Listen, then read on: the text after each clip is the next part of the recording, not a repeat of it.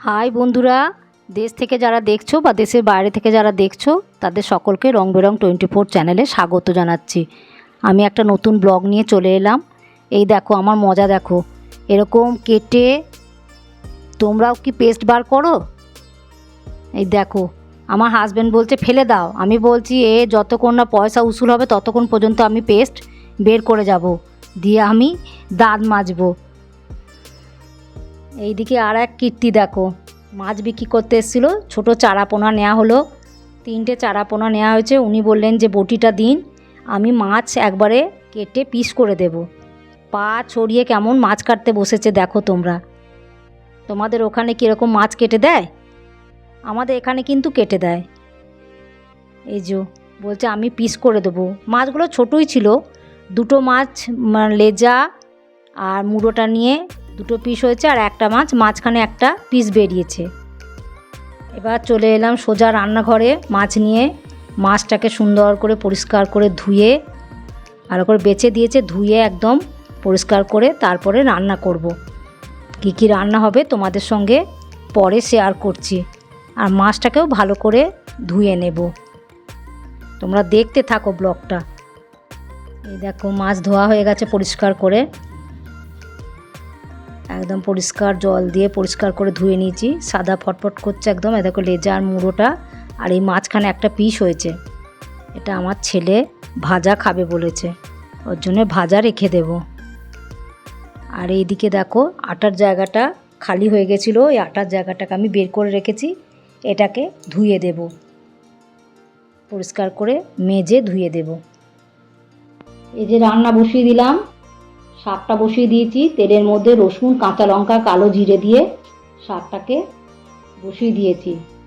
আর আজকে রান্না হবে ভাত, শাক ভাজা, এই যে ভাতও বসিয়ে দিয়েছি, ভাতের মধ্যে আলু সেদ্ধ দিয়েছি, আর মাছের প্লেন ঝোল করব। আজকে দুপুরে এই রান্না করব। এই যে একটু আলু সেদ্ধ করেছিলাম, ভাতেতে আলু সেদ্ধ করে রেখেছিলাম, ওই আলু সেদ্ধ আর পেঁয়াজ একটু জিরে আর লঙ্কা দিয়ে এই আলু সেদ্ধটাকে একটু ভেজে নেব। এই দেখো আলু সেদ্ধগুলো, একটু পেঁয়াজে একটু নুনও দিয়ে দিয়েছি, যতটা নুন লাগবে আলুর সঙ্গে নুনও দিয়েছি। এটা ভালো করে সুন্দর করে ভেজে নেব। এরকম ভাজলে না আলু সেদ্ধগুলো খেতে খুব ভালো লাগে, খুব টেস্ট লাগে। শুধু মাখলে অতটা ভালো লাগে না, কিন্তু এরকম ভেজে নিলে একদম সব নুন টুন সব ঢুকে যায়, তো খুব সুন্দর খেতে লাগে। আর ভাজা ভাজা হয়, একটা আলাদা টেস্ট হয়। তোমরা এরকম কে কে আলু সেদ্ধ খাও জানাবে আমাকে। এদিকে দেখো শাক ভাজাটাও আমার হয়ে গেছে। শাক ভাজা রসুন দিয়ে কালো জিরে দিয়ে আর কাঁচা লঙ্কা দিয়ে শাক ভাজাও হয়ে গেছে। এখানে মাছের ঝোলটা বসিয়ে দিয়েছি। মাছের ঝোলে কিছুই দিইনি, সবজি টবজি কিছু দিইনি, প্লেন ঝোল করেছি। এ দেখো মাছগুলো ভালো করে ভেজে রেখে দিয়েছি। আর এখানে একখানা ভাজা মাছ ছেলের জন্য রেখে দিলাম, আর বাদ বাকি মাছ ঝোলে দিয়ে দিলাম।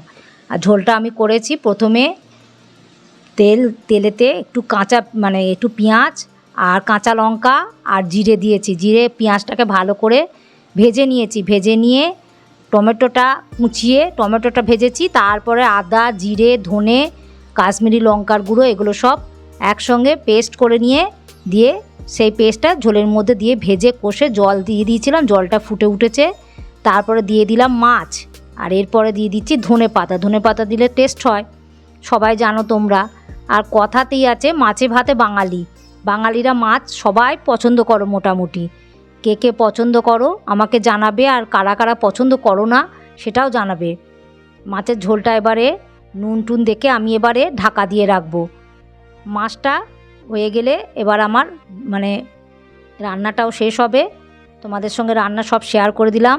তোমরা আমার ব্লগটা পুরো দেখো, কেমন লাগছে সেটা জানিও। আর আমার ব্লগেতে আর কি তোমরা দেখতে চাও সেটাও জানাবে। এই মাছের ঝোল, এটা ছোটো মাছ তো, এগুলো টেস্ট আছে। তোমরা সাবস্ক্রাইব করবে, লাইক করবে, শেয়ার করবে। আর তোমরা ভালো থেকো, সুস্থ থেকো, সাবধানে থেকো। Love you all.